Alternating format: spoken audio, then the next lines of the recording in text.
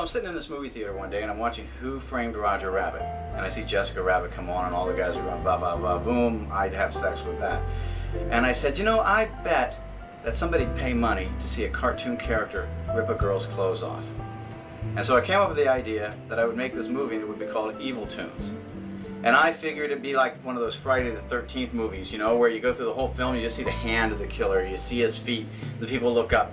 And so you don't have a lot of the killer in there, so I'd have not too much cartoon animation to have to deal with. And I went over to Roger Corman and I pitched it at Roger Corman, and Roger said, Fred, I don't think anybody could possibly do this for the kind of money you're asking for. It's just too elaborate.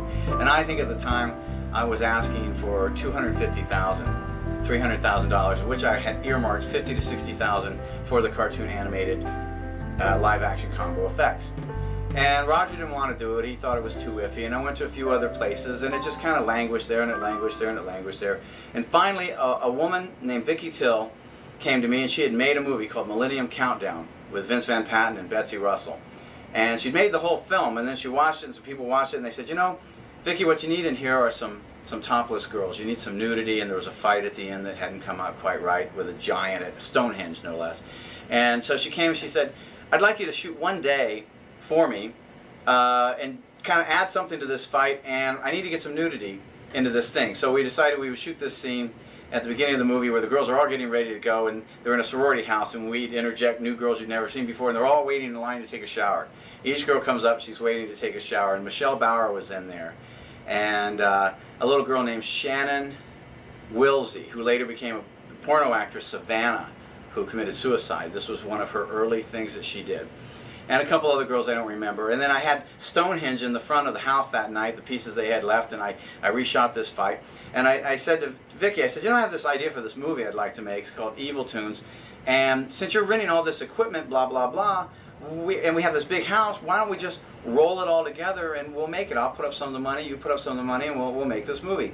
And we got it down to where the budget was about $140,000, and we decided that we would shoot it in the same location as this Millennium Countdown thing, and we would shoot it right as soon as this finished. It would become just one long week.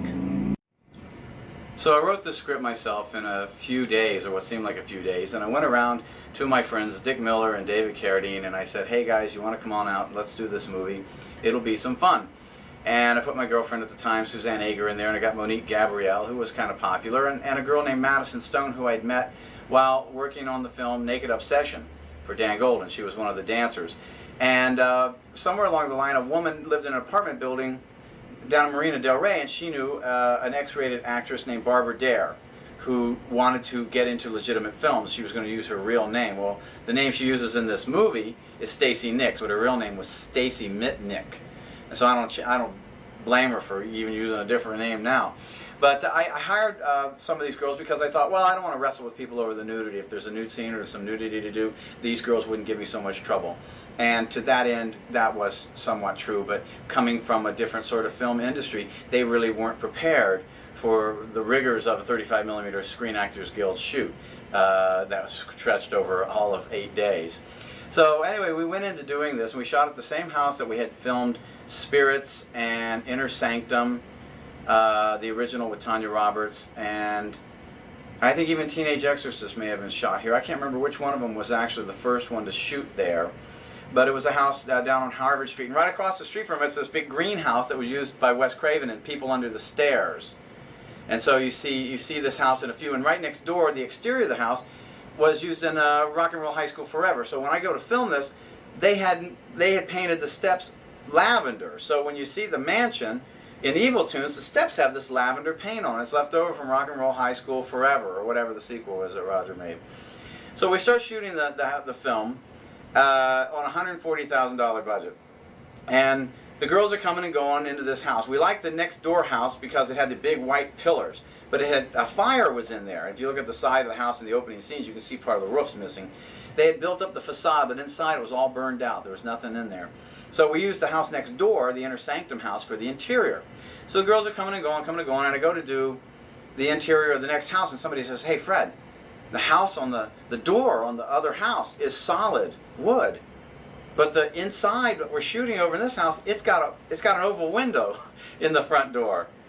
And I said, so on the outside it has no window. When you come inside, it has one. I said, you know, I don't know what I can do about that. I said, hopefully nobody will notice. And they said, well, you know, the door on the other side, it opens on the other, it opens on the other direction, and this one opens on the other one. So I thought, wow, that's not going to work. So I took the one big door off, the solid one, and I turned it upside down, and I changed the hinges over. So when you look at it, the doorknob's upside down, but the funny part of it is that in the early going, when Monique Gabrielle goes out and she's scared by Artie Johnson at the very beginning of the film, she walks out the door and the handle is on the other side and it opens out like this. She talks to Artie Johnson. When she goes back, now the doorknob's on the other side and it opens from the other side. And it's constantly going back and forth. No one has ever said anything to me about it, ever. No one has ever mentioned this to me at all. So we went on from there, and we shot in different rooms in the basements and this sort of thing, and we had this book created. There were a couple different books, one that would burn and have its eyes bleed, one that talked by radio control, and one that was the hero book that had the drawings and things like that in it. And we used a Mitchell twin-pin registered camera for the background plates. And we would shoot these background plates with our either motion or whatever that is in there, or just a background, whatever it was.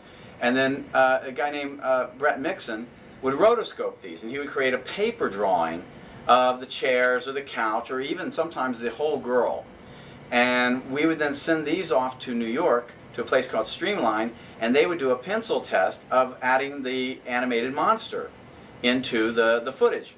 And then we would approve the pencil test, and then they would actually ink the cells, and they would send the cell back. And if a girl's hand passed in front of the monster, there would be nothing there. The monster's cell would just be empty in the shape of her hand. And what we did is a place called Kinemation had an unusual system of shooting off an aerial suspended lens. And they would project the plate onto the back of the lens, and we'd hang the animation cell in front, and then we would rephotograph it. So we'd see the animation cell first, and then you would see the background plate coming through the clear parts of the acetate. And it became very technical when the monster would jump on the girl, and then he sniffed her top and it flew off. And so she would fall down, and there would be wires, which you can see in this footage that you're looking at right now. The wires are pulling and pulling, and they pull her top off.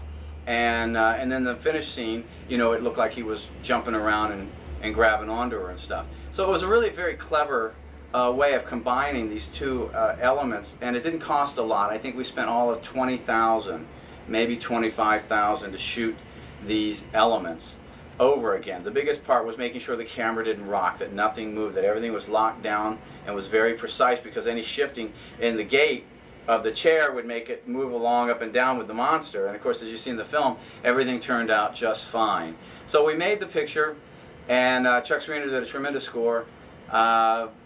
It has seen a lot of distribution. It has played around the world in several different languages, just like this one. Vite, va chercher la dague. Elle n'y est pas, elle n'est plus là. Elle a réussi à rentrer. Oh, qu'est-ce qu'on fait maintenant? Pourquoi tu regardes pas le bouquin? Il doit y avoir d'autres moyens. Bon alors? Oh, j'ai bien trop peur, mon cerveau ne réagit pas. Oh merde! Peut-être que ça pourrait servir? Le bouquin ne mentionne que la dague. Eh ben, il faudra faire avec. C'est tout ce que nous avons pour nous battre. Allez, remue-toi. A lot of people have asked me if we were going to have a blooper outtake reel with this special edition. The answer is no. After, I don't even know how many years it's been, 1990, so it's been 11 years. Most of all those elements, if there were any, I always like to say that the bloopers and the mistakes are all in the film, but any of those elements that we might have had have long since gone their own way. There is one goofy outtake that remains, and we've transferred it for you, and here it is. Action. Well, we put him, he weighs a ton. The kitchen. It'll be easier to clean up later. How do you think this happened? Who knows? Looks like Roxanne gave him a terminal hickey. Oh, okay, let's do it. Okay, we can.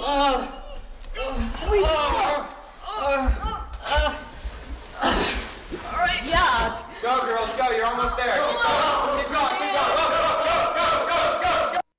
So over the years, the one thing I have maintained is I have kept all the animation cells, and who knows how many there are. They're all in a big box. Somewhere in your DVD and on this disc, you'll find an offer to where you can actually have one of these animation cells, and it's free. It's free for the cost of a stamp. So find your way over to the Evil Toons special offer and grab yourself one of these animation cells. They're all one of a kind, and you'll probably never get a chance like this again. That's it for me. Hopefully you'll enjoy this disc and as much as we did. Thanks, bye.